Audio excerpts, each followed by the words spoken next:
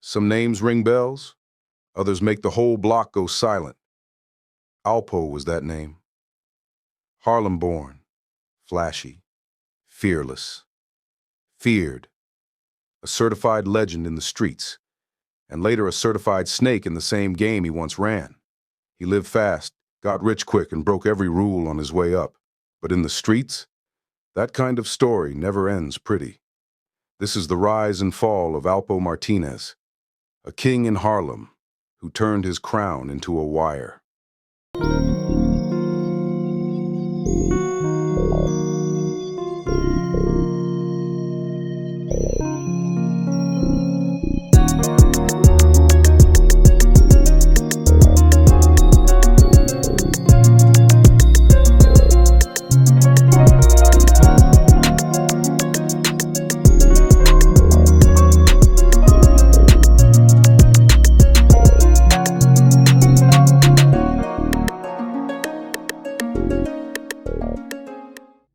Born in 1966, raised in the heart of Harlem, Alpo wasn't born into wealth, but the streets gave him a taste early.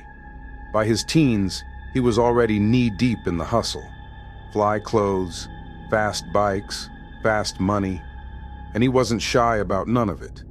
He didn't just want to eat, he wanted the whole table. By the mid-'80s, Alpo had Harlem in a headlock. Alongside his right-hand man, Rich Porter, he turned street hustle into organized business. Coke was booming, money was flowing. And Alpo? He became larger than life. Custom bikes, gold chains, mink coats. He wasn't just getting it, he was showing it. The feds watched, the streets talked, but nobody could touch him. Then he took his game to DC, and that's where things got deadly. DC was different, violent, ruthless. But Alpo adapted fast. He linked with Wayne "Silk" Perry, one of the most feared hitters in the game. While Alpo moved the weight, Silk handled the muscle. But behind the scenes, Alpo was getting paranoid. Bodies started dropping. One of them was Rich Porter, his own man. Alpo didn't just cut ties, he cut lives. And that move, it echoed forever. Do you mind taking me on a tour exactly of where it happened, how it happened? No. You know, and kind of walk me through it.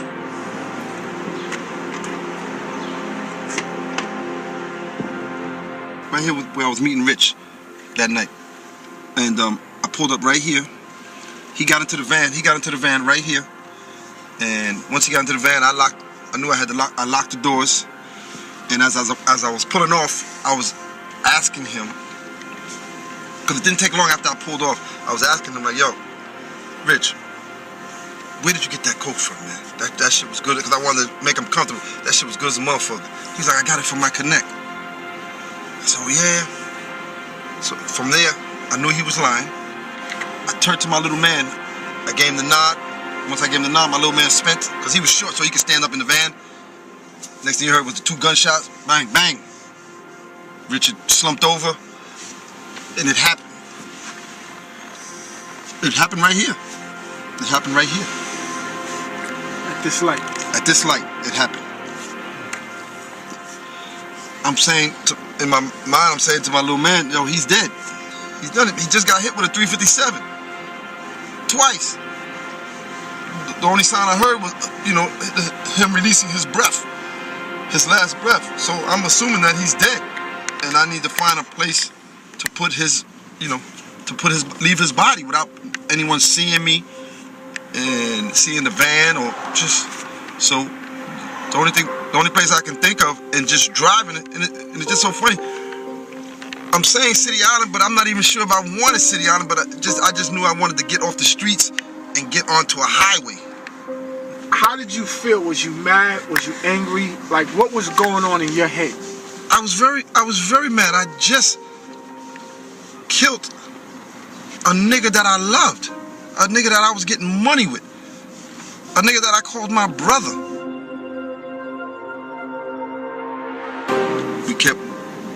We kept driving this way, and until I can find a remote spot to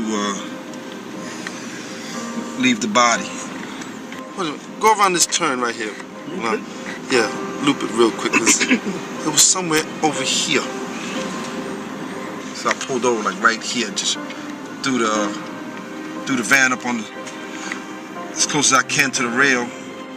Once I pulled over, my little man, Gary's probably like 5'3", 1 something. So I'm trying to stay behind this. I'm trying to stay behind the steering wheel. I'm trying to stay in the driver's seat just in case we got to pull off, and have him go dump the body. But when he went to go try to dump, get Rich out the car, he couldn't pick him up.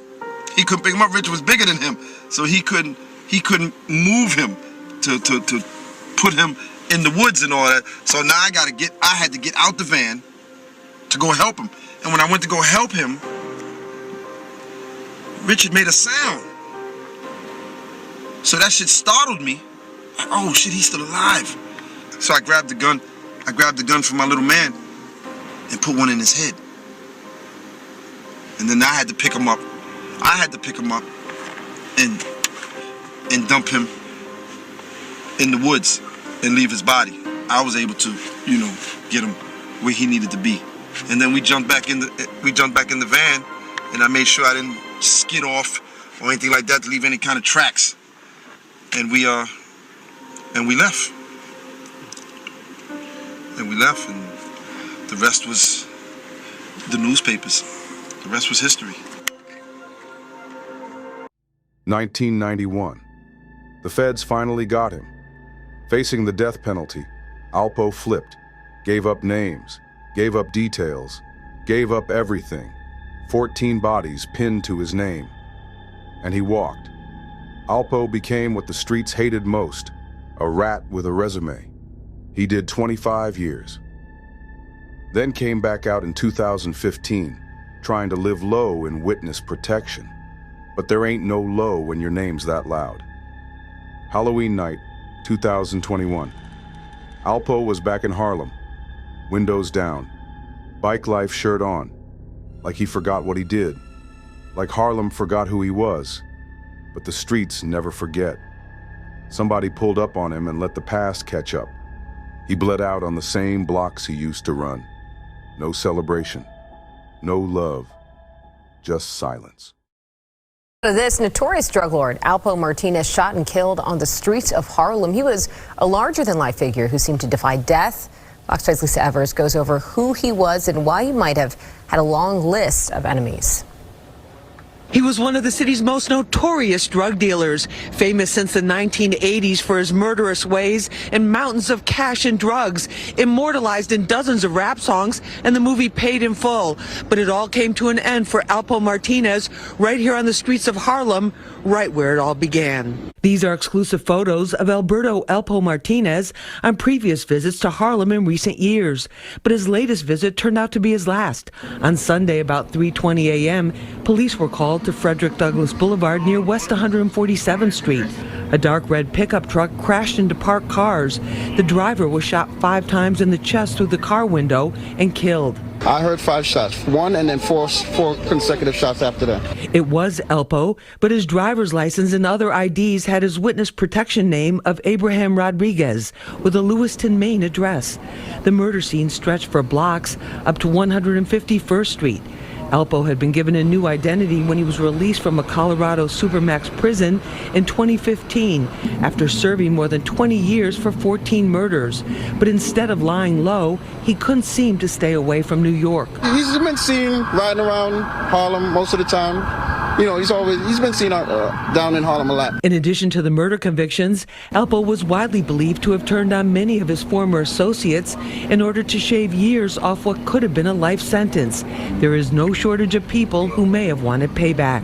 Other than him being who he is, there seems to be a thing with guns going on that everyone's, it's getting out of hand. Every legend ain't always negative, and every legend ain't always positive either. But whatever they are, you best believe every city got a legend. We just here to tell it. Like, comment, and subscribe if you want to see more episodes.